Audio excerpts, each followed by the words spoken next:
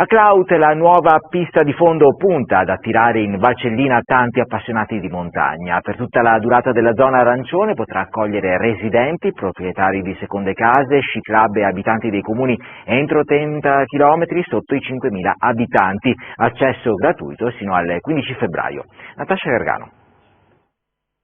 Si prova gioia e un po' di libertà anche, visti i tempi che corrono. Splendidi paesaggi innevati tra le Dolomiti friulane. Il comune di Cloud, con l'aiuto di un gruppo di volontari del posto, ha da poco ripristinato una pista per lo sci di fondo in località Trepini, che comprende 2 anelli di 5 e 2 chilometri ad accesso gratuito fino al 15 febbraio.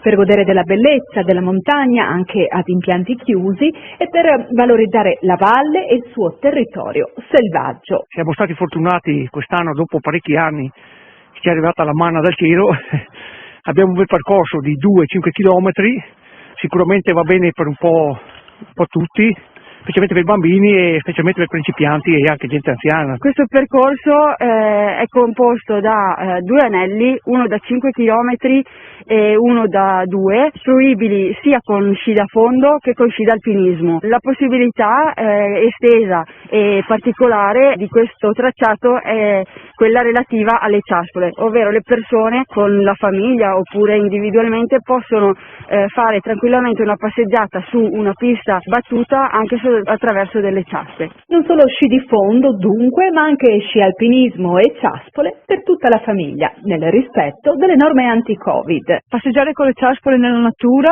si sa, fa bene, non è difficile e dopo anche con la famiglia, anche se si è principianti, si sa che si può andare e si può fare oltre all'alternativa dello sci di fondo. È uno spettacolo, la pista è tirata benissimo e merita davvero venire in questi posti.